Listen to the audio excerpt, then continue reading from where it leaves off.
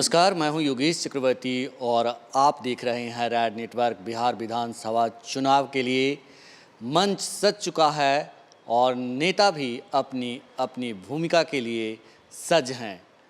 बिहार का राजनीतिक तापमान एलजेपी ने काफ़ी बढ़ा दिया है और पूरा समीकरण जो है बिहार के राजनीतिक परिदृश्य का वो बदल चुका है।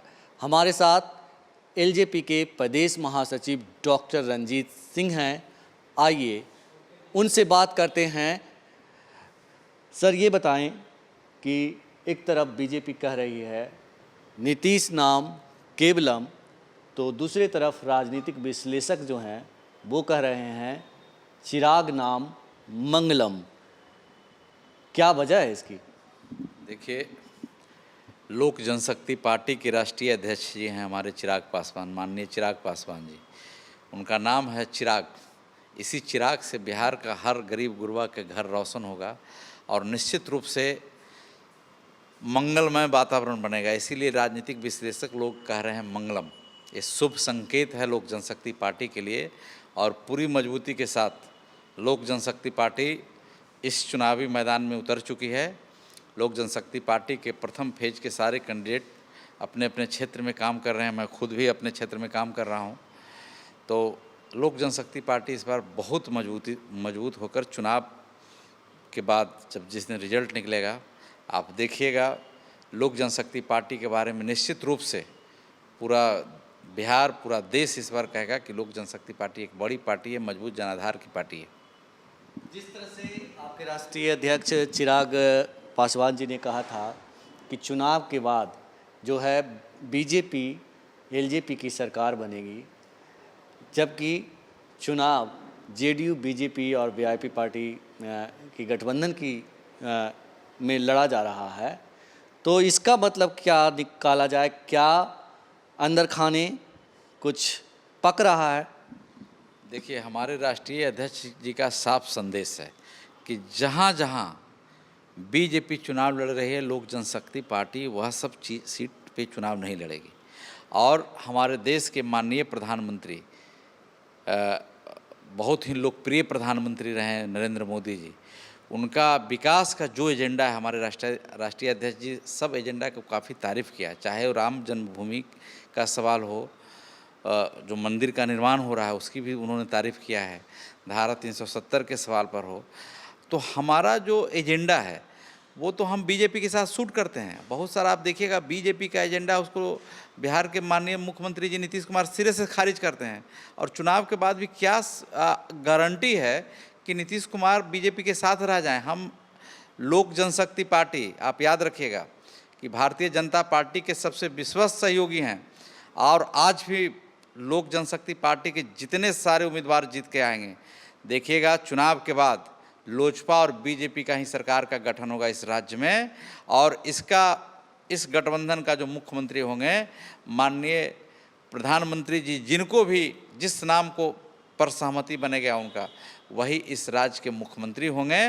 और लोक जनशक्ति पार्टी पूरी ईमानदारी के साथ सारे विधायक उनको समर्थन करेंगे। क्या चिराग पासवान जी बिहार के मुख्यमंत्री होंगे? नहीं, हम लोग जैसा वर्कर तो एकदम चाहता है कि चिराग पासवान जी बिहार के मुख्यमंत्री हों। और हमको तो लगता है कि बीजेपी भी चाहती थी कि बिहार में चिराग पासवान का एक मजबूत चेहरा है, जिनके बारे में देश के प्रधानमंत्री जी तारीफ़ करते हैं अपने सदन में कि इनसे सीख के आइए। और चिराग पासवान जी का आज देखिए जितना दिन राजनीतिक उनका सफ़र है, हमारे पूर्व राष्ट्रीय अध्यक्ष रामविलास पासवान जी का जो राजनीतिक अनुभव है सब चिराग पासवान जी को मिला है विरासत में। तो देश, पूरा बिहार राज्य नौजवानों का प्रदेश है। हम लोग सब कार्यकर्ता उस दिन, जिस दिन बिहार में मुख्यमंत्री बनेंगे, सब हम लोग के लिए होली दिवाली एक दिन हम लोग मनाएंगे।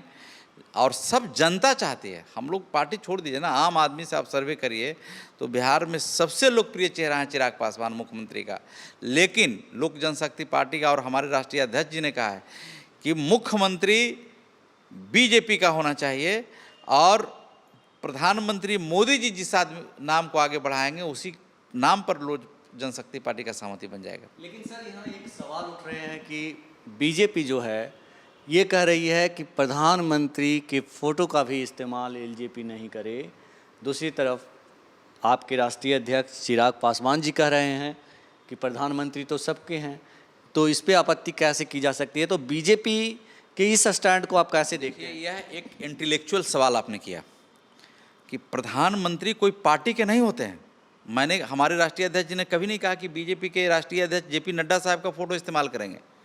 प्रधानमंत्री का फ़ोटो रखना हमारे पूरे 130 करोड़ आबादी का देश है, हर घर में प्रधानमंत्री जी का फ़ोटो लगे, यह तो देश के लिए गौरवान्वित करने वाला क्षण होगा।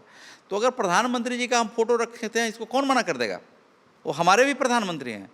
हम भारतीय जनता पार्टी के राष्ट्रीय अध्यक्ष जी का फ़ोटो का बात कहाँ कर रहे हैं? तो हमारे राष्ट्रीय अध्यक्ष जी ने जो सवाल किया है, जो उनका प्रश्न है, उस प्रश्न को शायद गंभीरता से लोगों ने सोचा ही नहीं कि हम क्या कहना चाह रहे हैं। हम अपने घर में प्रधानमंत्री जी का फ़ोटो रखेंगे, कोई हटा देगा? हम अपने घर में भीमराव अंबेडकर जी का फ़ोटो रखेंगे, कोई हटा देंगे? राष्ट्रपिता महात्मा गांधी का फ़ोटो रखेंगे, कोई हटा देंगे? तो जो लोग ये सवाल कर रहे हैं कि चुनाव आयोग के पास जाएंगे, तब तो नरेंद्र मोदी जी का किसी घर में फ़ोटो नहीं होना चाहिए। ये एक गंभीर चर्चा का विषय है। और कभी कभी हमको तो बड़ा क्या नसीहत मैं दूं, मैं सबसे उम्र में छोटा हूं, लेकिन यह सवाल जो लोगों ने सवाल उठाया, उनको यह बात सोचना चाहिए। जिस तरह से आप कह रहे हैं कि प्रधानमंत्री नरेंद्र मोदी का फ़ोटो रखने का अधिकार सबको है, दूसरी तरफ बीजेपी जो है, बिहार बीजेपी खास करके तमाम तरह के सवाल उठा रही है, लेकिन आप लोग बीजेपी को बकस रहे हैं, बीजेपी के खिलाफ कैंडिडेट ने उतार रहे हैं, जेडीयू के खिलाफ तलवार खींच के खड़े हैं।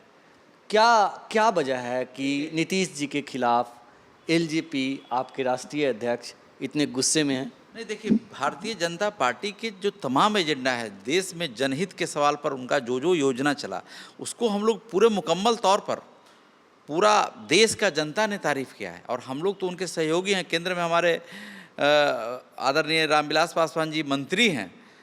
कोरोना के संक्रमण काल में उनका सबसे शानदार मंत्रालय का सबसे शानदार काम रहा है।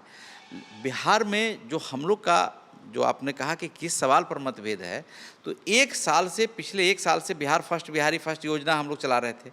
उसमें कैसे पर्यटन को बढ़ावा दिया जाए, कैसे शिक्षा के सवाल पर, कैसे स्वास्थ्य के सवाल पर, कैसे गरीब गुरबा के हक में काम किया जाए, कैसे नौजवान, जो यह प्रदेश नौजवानों का प्रदेश है, कैसे जो पलायन, आप देखे होंगे टेलीविज़न के माध्यम से हम लोगों ने देखा है, जो प्रवासी मजदूर भाई आए थे अपने राज्य में, रोक के कहते थे कि मैं कभी नहीं जाऊंगा, लेकिन आप आज एयरपोर्ट पर जाइए तो 90% हर फ्लाइट में वही लोग जा रहे हैं। तो सरकार ने कोई व्यवस्था उनके लिए किया नहीं राज्य में। तो आप सिर्फ बोल रहे हैं कि मैंने ये किया, मैंने वो किया। अभी कुछ दिन पहले मैंने मुख्यमंत्री जी का एक कल ही पीसी में देख रहा था कि पहले बजट 24,000 करोड़ का होता है। अरे आप 15 साल बाद आप बात कर रहे हैं, 24,000 करोड़ 15 साल पहले होता था, ये क्यों नहीं बोलते हैं आप? माननीय मुख्यमंत्री जी से मैं पूछना चाहता हूं आपके माध्यम से कि पहले आप क्यों नहीं बोलते हैं कि पहले आप 15 साल पहले की बात कर रहे हैं। आज 15 साल बाद आपको बिहार के लोगों ने 2005 में गद्दी पर बैठाया है, आज 2020 में आप बैठ के बात कर रहे हैं। पहले जो 1 कट्ठा ज़मीन 10 लाख रुपये में मिलता था, वही ज़मीन आज 15 साल में 4 करोड़ बदल गया। तो कितना गुना बदला, इसका जरा कैलकुलेशन करके सीधा सीधा देखिए। तो आप दिग्भ्रमित लोगों को मत करिए। बड़ा इंटेलेक्चुअल लोग हैं बिहार में, आपके बात को आपके बात से ही आपका अर्थ निकाल लेंगे, पकड़ लेंगे। तो हमारा जो योजना था हमारे राष्ट्रीय अध्यक्ष जी का कि बिहार फर्स्ट, बिहारी फर्स्ट, जो हमारा विजन है, डॉक्यूमेंट्री विजन है, उसको आप ग्राउंड जीरो पर उतारिए। जो जो समस्या है, आप अगर हम साझे चुनाव लड़ते हैं तो उसमें हमारा घोषणा पत्र में उसको भी शामिल करिए। आप जो 7 निश्चय है, आप किसी जो अभी 7 निश्चय 2 का बात उन्होंने किया है, मैं राजनीतिक जीवन से संन्यास ले लूँगा।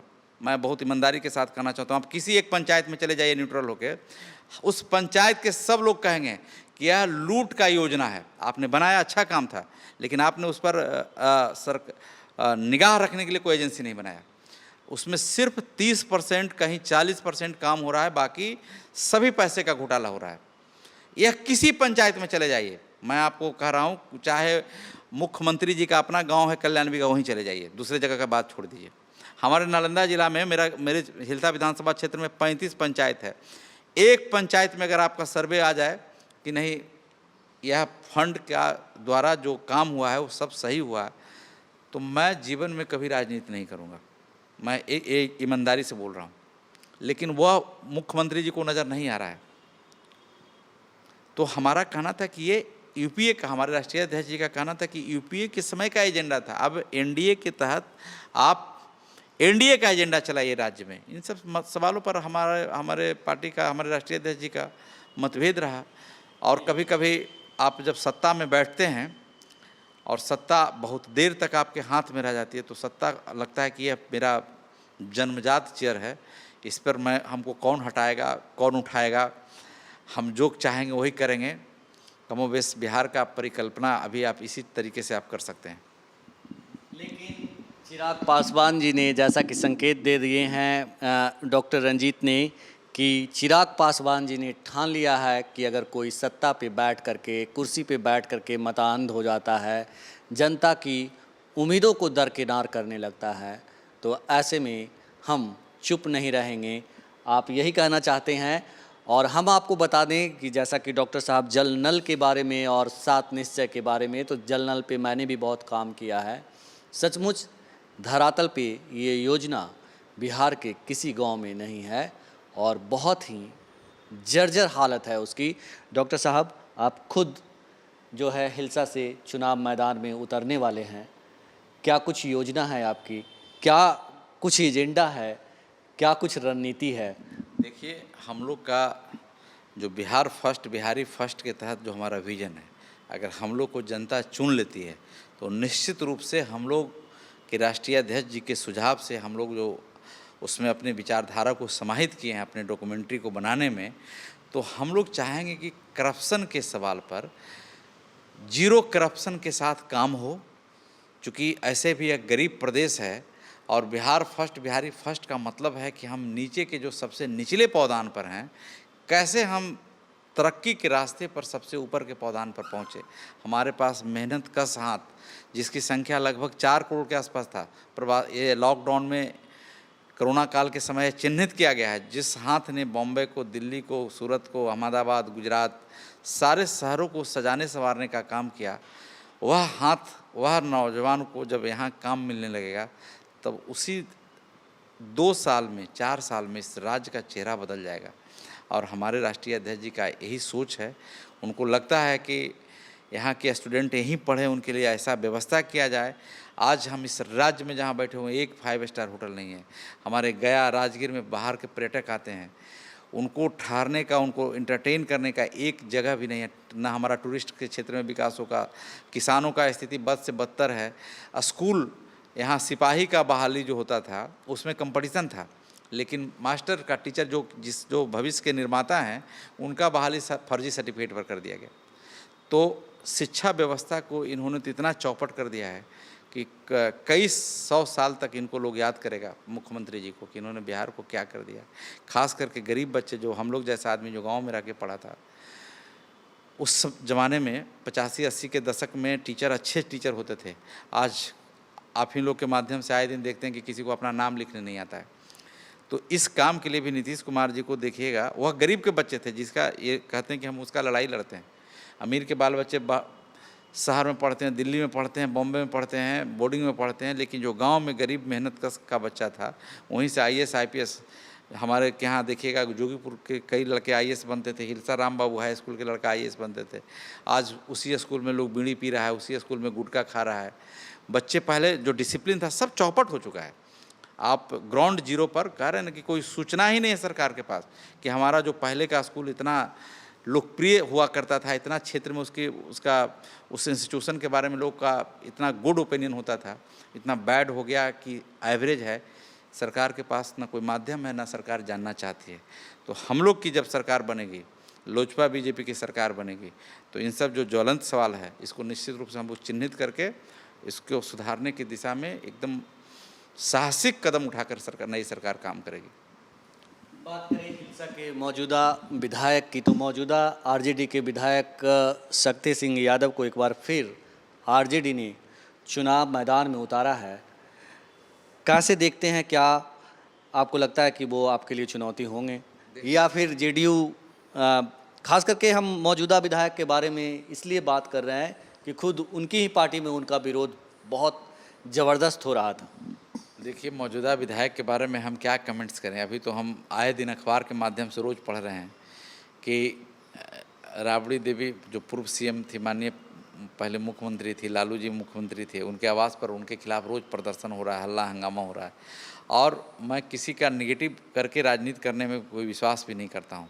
और वह सब बहुत कोई सोसाइटी के लिए कोई बड़ी अहमियत वाले जगह पर हैं भी नहीं। उनके बारे में क्या कहना, आप क्षेत्र में घूम जाइए, किसी गांव में पूछ लीजिए, उनसे खुद पूछ लीजिए कि आपका क्या क्या अचीवमेंट है पिछले 5 साल में। आप तो जो अभी वर्तमान मुख्यमंत्री हैं उनके भी आप प्रिय थे, तो आपने क्या क्या किया उनसे, उनके लोकप्रियता के साथ उनसे आपने क्या क्या क्षेत्र के लिए करवा दिया, जनता जवाब देगी। डॉक्टर साहब, जिस तरह से इस बार विधानसभा के चुनाव में हिल्सा में मौजूदा विधायक को लेकर के लोगों में नाराज़गी और जेडीयू के तरफ से भी कोई मजबूत प्रत्याशी नहीं, तो क्या डॉक्टर साहब का रास्ता साफ है एकदम?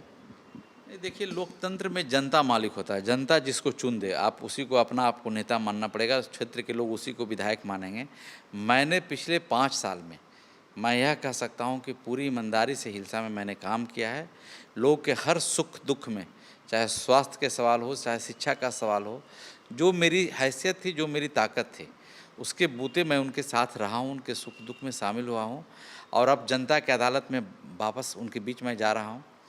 और निश्चित रूप से हमको लगता है कि उनका आशीर्वाद इस बार हमें मिलेगा। रेड नेटवर्क से बात करने के लिए आपका बहुत शुक्रिया। बहुत बहुत धन्यवाद आपका रेड नेटवर्क का कि आपने हिल्सा के ज्वलंत सवाल को आप हमसे चर्चा किया। बहुत बहुत धन्यवाद।